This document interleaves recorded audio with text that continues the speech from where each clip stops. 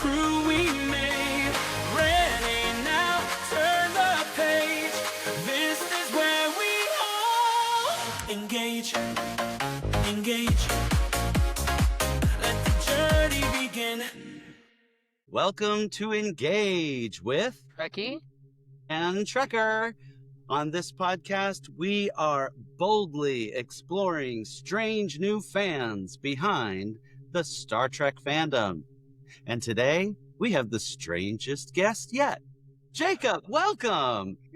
Thank you. I'm glad to be on the show. Would you like to just tell us a little bit about yourself? Just who are you outside of Star Trek? Absolutely. I guess I got to prove that I'm the strangest. Well, it shouldn't be too hard. I'm a Trekkie from way back. I'm a math teacher right now. I teach high school math. That's kind of my day job. By night, I'm a Trekkie. I love watching Star Trek. I love everything Star Trek. I've gone on the Star Trek cruise a couple times, 3 times, and I'm really glad to be on the show. Awesome. Thanks for coming. Trekkie, would you like to start us off with some questions? Sure. Jacob, one of our first questions is the first contact, so to speak. How did you get engaged with Star Trek as a franchise? Absolutely. So I kind of inherited an interest in Star Trek from my dad. My dad's a missionary, so we were living in New Guinea when I was a little kid. Okay. And I didn't ever watch Star Trek until we moved back to the States, to Ohio. And once we got there, it was like end of the 80s, 89. So it was right when The Next Generation was starting. Right. But actually, I didn't see those episodes very first. The first episodes I saw were reruns of the original series. And I remember watching those with my dad and my younger brother. And those were really kind of fun times. I loved the show.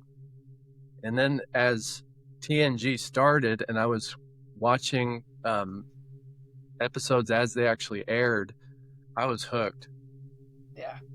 So, as you've been watching it, how many years now would you say you've been watching Star Trek?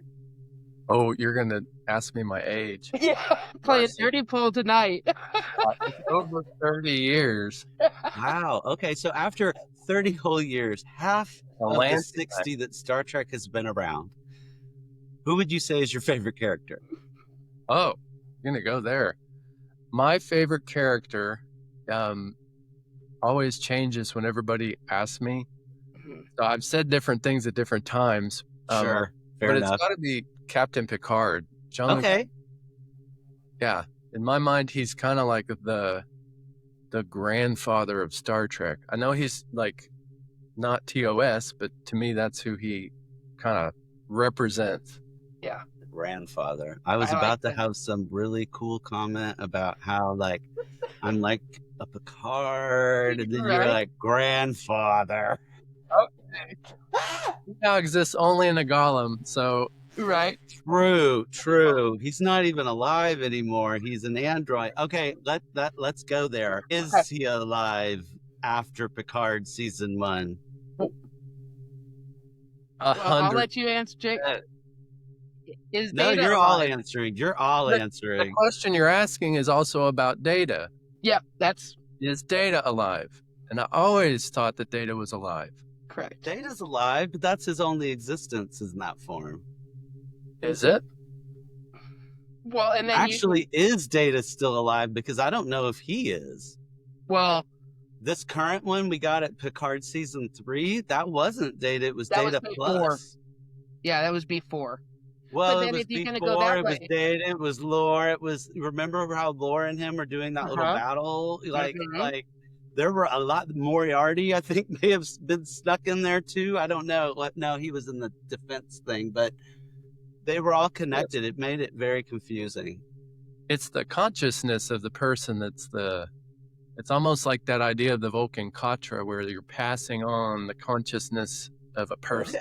You know what? You just made a believer out of me, because we have seen it with Katra, so I'll accept Picard as still. Data has his own Katra. But let me ask a serious question.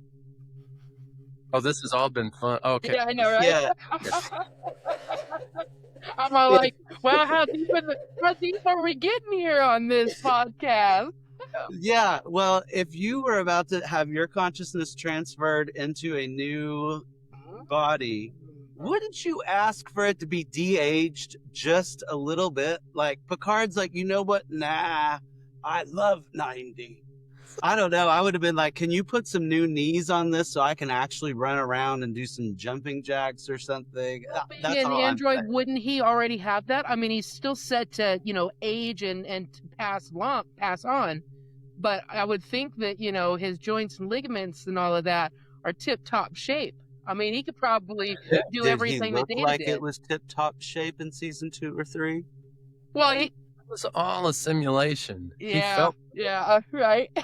Touche, Trekker. I don't know. I just noticed, he doesn't look like he's no spring chicken, even in a new body. That would be my luck. You gave me a brand new body so I can keep living, and it's just as old as the one that just tore down. Uh-oh, no. Reboot. Yeah. Let's go back to season 1 TNG. Give me that body. Right. That's funny. Jacob, if you had to pinpoint at this moment favorite episode and or movie, what would you say?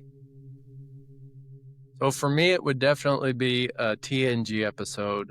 Okay. And I do have so many favorites out of all those seasons, but I think out of all of them, I love the episode Genesis, where everybody's devolving and it's total chaos, but it's such a cool adventure.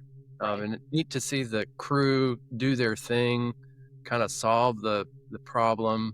And of course, Data comes back at the end with the flashing light. No. Yeah. Flashing light? No. With That the was the flashing light, that game. was the game. That was the game. I have watched these episodes that they all intermingle in my mind. Absolutely. But definitely Genesis. Yes. We were actually Okay. just on a previous podcast, we were just talking about Genesis and when we were prepping and stuff. What And happened to Data in Genesis? Do you guys remember? he got, I feel like it was him and Picard were on a shuttlecraft coming, so they Yes. were not exposed. But then Picard started to de-evolve. Affected, Right. yeah. And we know he was off the ship because who was babysitting the cat? Oh, Worf was. No. Was it Geordi? I'm losing points. I That's know okay. that. I We'll know that table Spot that was one. pregnant. We'll table that one. I know that Spot was pregnant because that's how they figured out that in Nurse Ogawa. But I Yep. can't remember who was babysitting. That the was cat. the Right. most frightening episode to me. I gotta Yeah, that say, was- when Worf was like banging down the door, or like banging into the door, I was terrified. But I okay, always so felt like there was an interesting dynamic between Worf and Captain Picard. Because on that episode, Picard was kind of devolving to a person who was full of fear. And I remember him kind of running on the hallway, spraying the pheromone. do you remember the pheromones? Attract- Bro? Worf, who was I'm kind gonna of... rewatch that one tonight now, just Like so a I can have it monster? really fresh. But that happened in other episodes as well. When they all lost their memories, Worf assumed the captain Oh, chair. I love that one. Yeah, he's like, I'm also decorated. But then they never had a long-standing conflict after the stuff. They always kind of fell back into their roles and Federation. Now, Yeah. if you were to be devolving and you had a choice, what kind of creature would you devolve to? Nice. Both of y'all. I would devolve into one of those creatures from episode 1. The big creatures that... Oh, the octopus. Yeah. You're gonna The upvolve. jellyfish. You're just Okay. upvolved. I'm going to leave the ship. That's a great question. I don't I know. don't- I just for devolve sake to- of,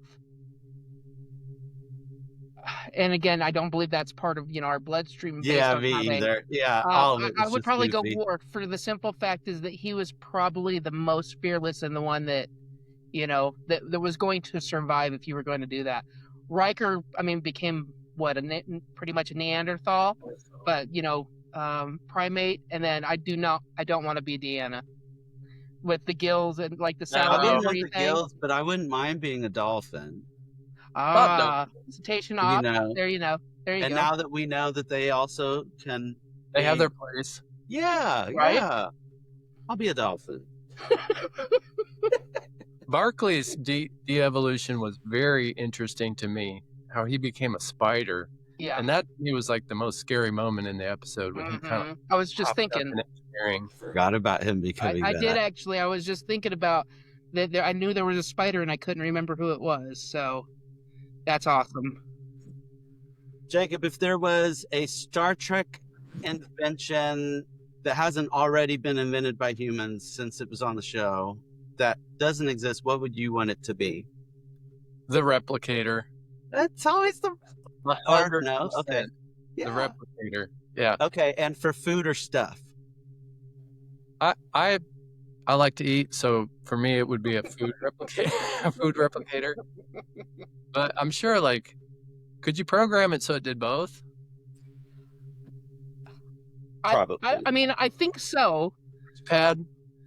Well, because so for the logic of that, yes, you could. For the simple fact is, the plates, the cups, the flatware, all of that stuff. Good point. That is not edible. Non-edible coming out. It sure is. So I think it's based on. So just throwing back to the Lower Decks episode, it's whatever's programmed into it, because in the Lower Decks they've got the senior staff menu was one of the big things. So I mean, I think it's just based on programming. That's interesting. I'd like a replicator, and I'd like the knowledge to be able to program it. Nice. Shoot, I still need the knowledge to do a 3D printer. Yeah, I got one sitting there that I'm just like, okay. Excellent invention, though, would be the transporter. Yeah. Okay. Transporter. Because then you could... That's a good one. Oh, I'm here. I need to go to the beach. Yep. It'd be hard to get me off the beach. Window. Take your replicator with you. Picnic on the beach. Yeah. I like that. Jacob, you've hit on quite a few moments within the Star Trek franchise. Was there one that, sets apart from everything else that really just kind of blew your mind?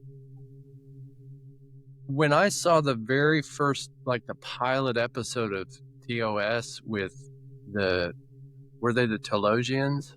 Uh-huh. Oh. Yeah. Captain Pike. Uh-huh. I saw that when I was a little kid. That episode really was it just kind of sparked all my imagination. Yeah. Totally enchanted me. In what way? I was totally kind of in the conflict of, it was Captain Kirk trying to escape that facility, I believe. Pike? Captain Pike. Yeah. But yeah. Did Kirk ever get there? There was an episode where they were remembering it a lot. So that's why because that was the pilot that they didn't really air, but then they aired it as part of a 2-part episode, I think. Yes. With that trial of Pike, yep. Pike. I remember watching the Telosians, temples kind of... Yeah, that was a good outfit for back then. And their ability to kind of deceive, but also kind of help people who would otherwise have a really tough existence. I like that. I also very much like the salt creature episode. Okay. The salt vampire? Yeah. Yes. The man trap? Yeah, there you go. That was which was their official first episode, I believe. So, the man trap. Something about the style of the original series is very engaging. It's just very... You don't hear that from every day. Its era, the 60s. Right. But I like it. It just, even though I'm a next generation guy, those episodes really stick with me. It's like that zoom in where the light's just on their eyes and everything else is dark, and then or the scenery's slightly tilted with the thing. They did do some very stylized filming back then. We go left or right, when it's blown up. I mean, if you didn't hit your mark, obviously they had to redo it. But I mean, the fact that the coordination of everybody, it was fascinating. I still quote. I call people Herberts from the the space hippie episode. Oh, yes. Okay. Instead of being a square, you're Herbert. Yeah. Oh, you're Herbert. Okay, Jacob, how has being a Star Trek fan impacted your personal life? When I was in middle school, we were kind of traveling again, and we moved to Guatemala, and kind of how you described Trekkie when you were talking about when you were a kid in Germany, when like you don't have a lot of options for English stuff. It's just not TV or newspapers or anything. So whenever I could catch like an episode in English of Star Trek, it kind of took me back to home, and it gave me like this comfort. And it kind of continued. Star Trek continued as that kind of home base for me, because we traveled back to the States. And I can remember during middle school, I kind of moved back into a new school here in Texas, middle of the year in 7th grade. So it's kind of tough socially. The joyful years. Yeah. Right. When everybody's at their very, very best. Yeah. Well, I found myself kind of drawn to other people who like Star Trek. Okay. And I found that the people who like Star Trek in 7th grade were like Star Trek. I remember a friend of mine had this book that was like the map and the kind of blueprints of the blueprints, yes. D, which was the Enterprise. Right. And to me, it was almost like this whole imagination world that I was sharing with other people of a place where I could go and live. Yeah. It was very civilized. To me, the Starfleet was like civilization. That stuck with me throughout life. I still kind of feel that way. I watch Star Trek all the time, but it reminds me of the possibility of the best of people. I love that. For sure. Really, how about hopefully if we can continue to grow and not regress. I mean, we'll get there. I mean, what is it? 63 years? No, hold on. It was 1963. You know what? That timeline's always changing. Oh, I know, but like First Contact Day is theoretically, so we've got 40 years, give or take. Yeah. A little less than that. So hopefully we will definitely get to that point, because that's something, I wholeheartedly agree with that, Jacob. The simple fact is that it shows that people from all different walks of life literally can get along, just like the episodes with Geordi when they're talking about, that he would be dead if with his vision impairment. And that's made him a better engineer and just, better overall, so to speak, is the way he described it. I mean, where it doesn't matter. So that's, yes, the Utopia episode where they were visiting the Utopia planet. Yes. And they were genetically had a specific role in all of that. Yeah. Yeah. And Geordi wouldn't have fit, but he saved their planet. Correct. Exactly. Surprise, surprise. I mean, right. It takes infinite diversity and infinite combinations, my friend. IDIC. Absolutely. IDIC.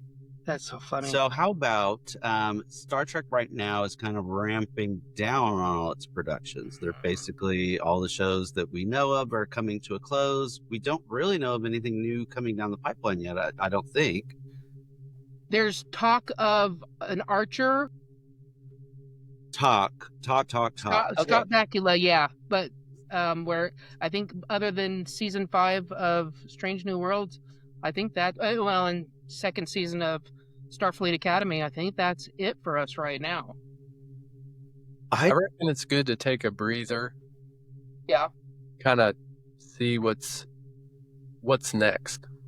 Well, that's what we were going to ask you, Jacob. Rather than take a breather, he's just like, I think it's time for a break. No. Well, there was a long period of time in between TOS and TNG. True.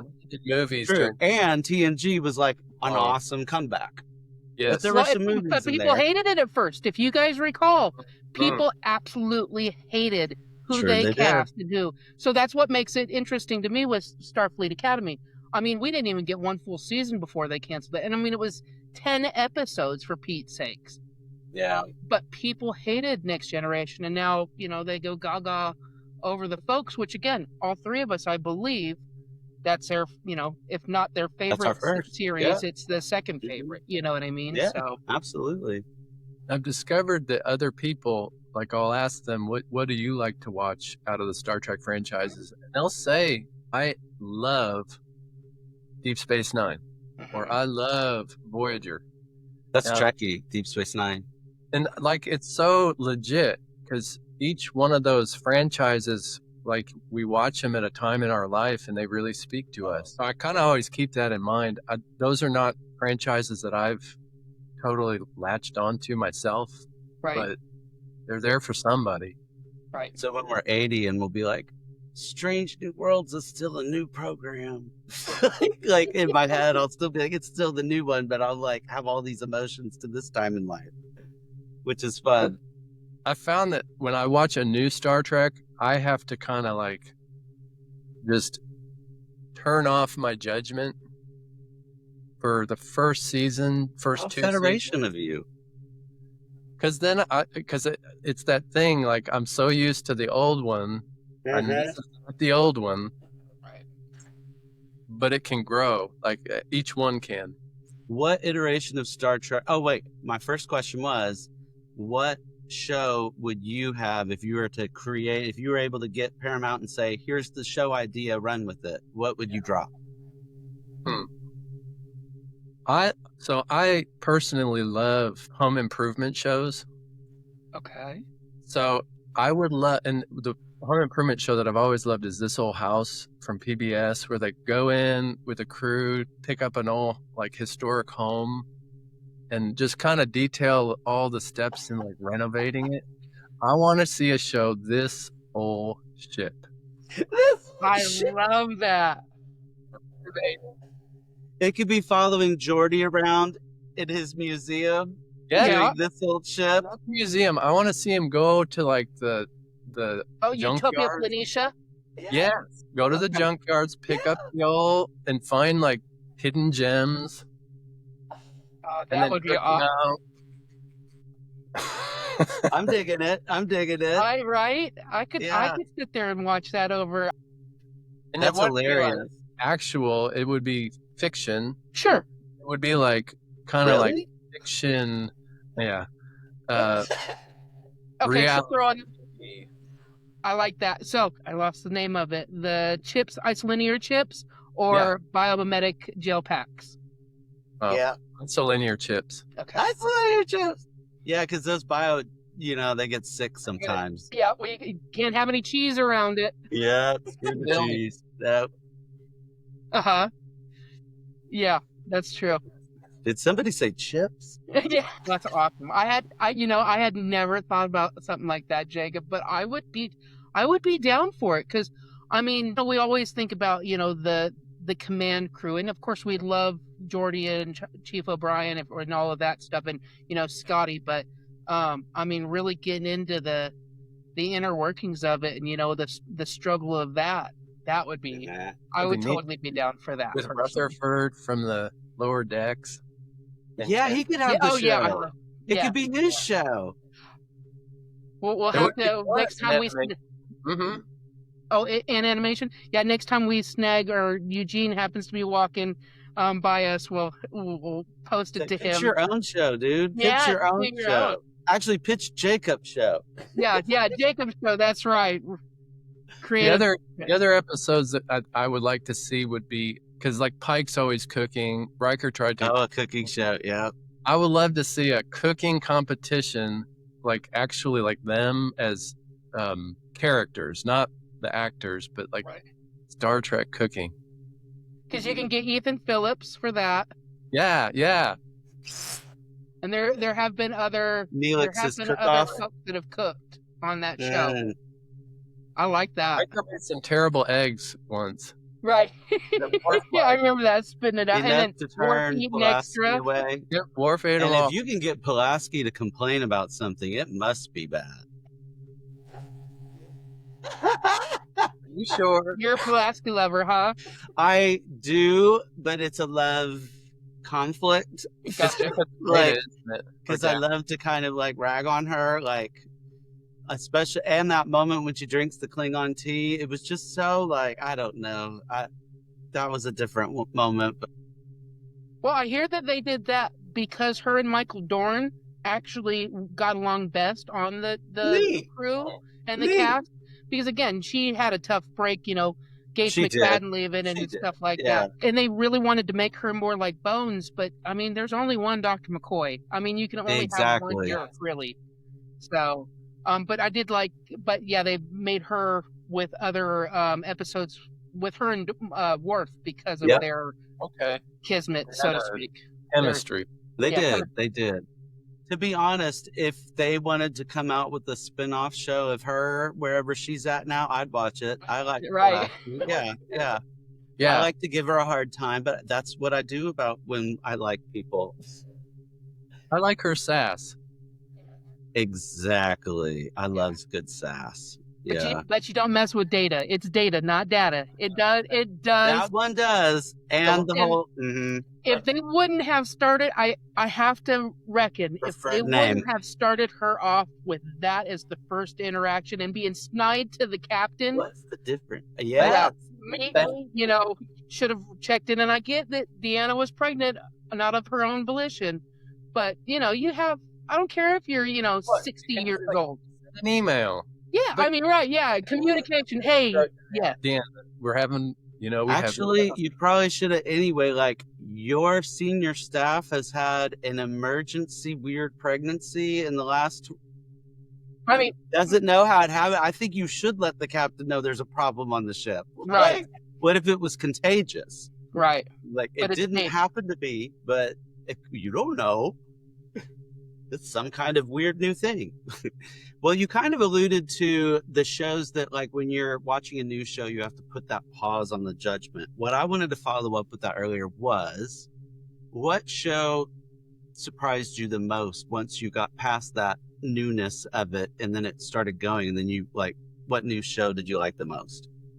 I would have to say, when I first watched Lower Decks, the pace was so fast, and I wasn't sure if it was sarcastic at first, and so I had my guard up. And because of that, I kind of didn't accept it at first, but it's become one of my favorite shows. It's just so fun. I love the characters and the way that it sort of shows love towards the Star Trek franchise through its humor.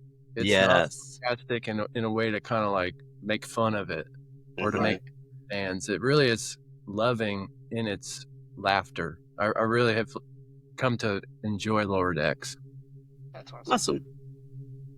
Yeah. Worf, I demand honor. Sorry, it's the first episode, and that's one that I fall asleep to. So I have that in the very first the back one. of my noodle. Yeah. So That's I funny. have to listen to like all the words because they like everything they say on the show is intentional. right. It's not just like fluff. And so I have to listen to all of it. And the more I listen to it, the more I'm like, oh, that's great. I love it. I still want to know what the rubber ducky room is. We don't. Still want to know what the rubber. I hope that someday we get that figured out. You know what? Some things are best kept a mystery. Like, I'm a huge proponent that no, we don't need a Borg origin story, because the moment they write one, it'll suck. It'll be weak, and it will diminish the bigness of the Borg, just like it kind of did when we found out there was a queen. And now all of a sudden it wasn't the same fear as this giant entity of like brainless brains all going together, or like mindless brains all linked. Now we do have an individual sort of that can be beat. Like, I feel like the more you peel away layers of mystery, you lose so much. Right. Well, and for me, I feel like, because Rubber Ducky would be a huge mystery we don't want to lose. Well, right. No, I get that. There was a little bit, and I feel like it was in Voyager, and it may have been in season 2 of Picard, but don't quote me on that, folks. I don't want to give up my card just yet. But they did a little bit of a background on the Borg and how they, and yeah, it kind of took away a little bit of that mystery. Mm-hmm. However, I will say I was very sad in Picard season 3 that it did turn that it did turn out to be the Borg with the changelings. That was kind of cool. Yes.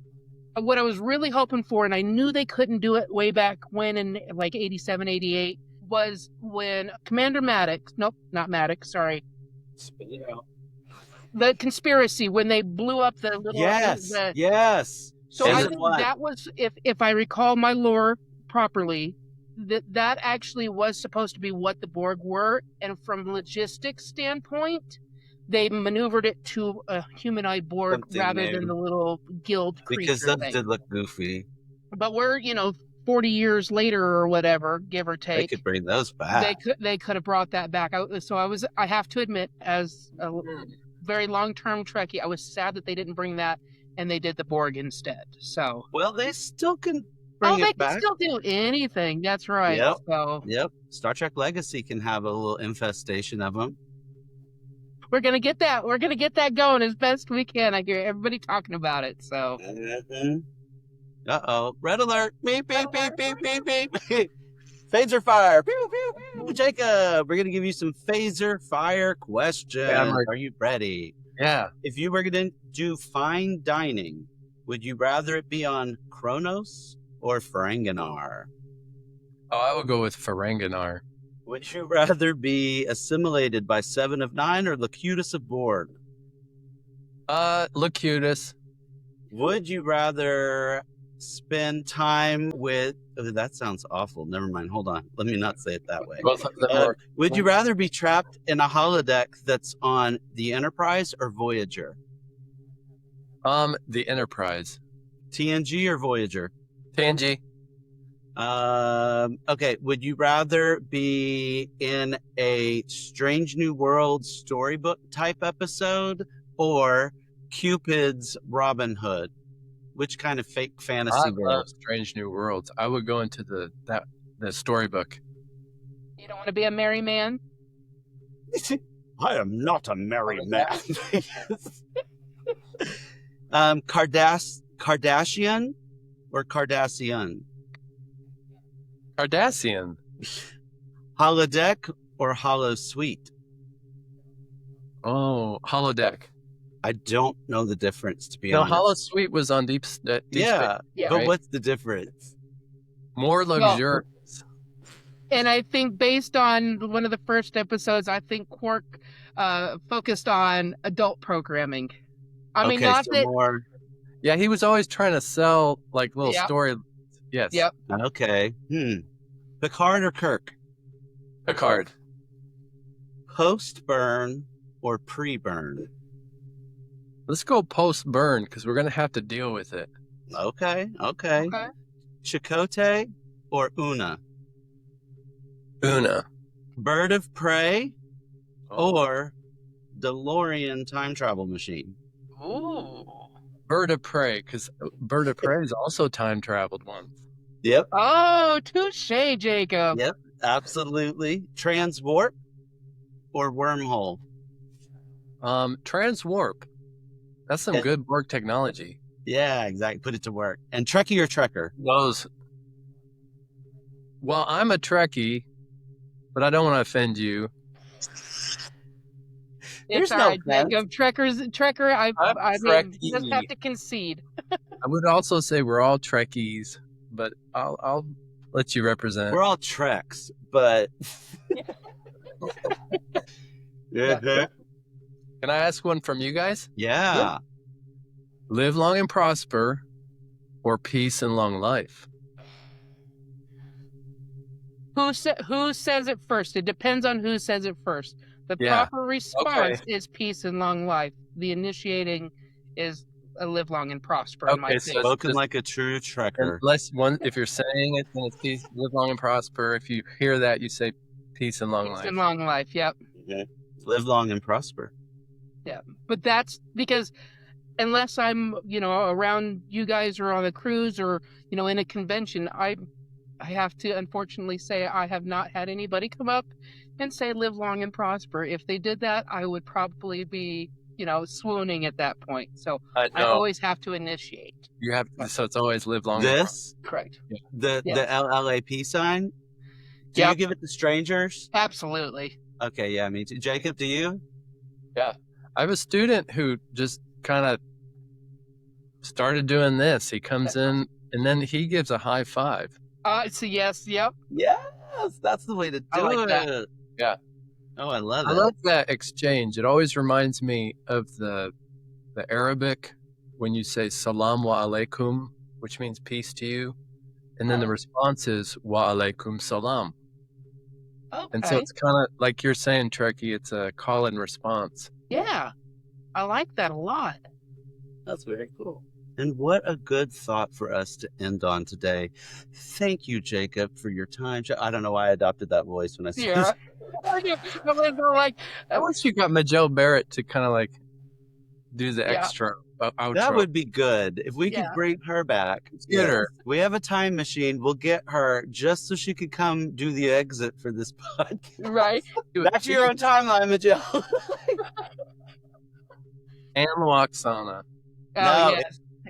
Yeah, definitely. If we could like go back in time, I would be like, can you please just like set up all the AI stuff in your voice now? I still think they need to do that. She did the phonetic she did phonetic words and phonetic alphabet, if I'm not mistaken.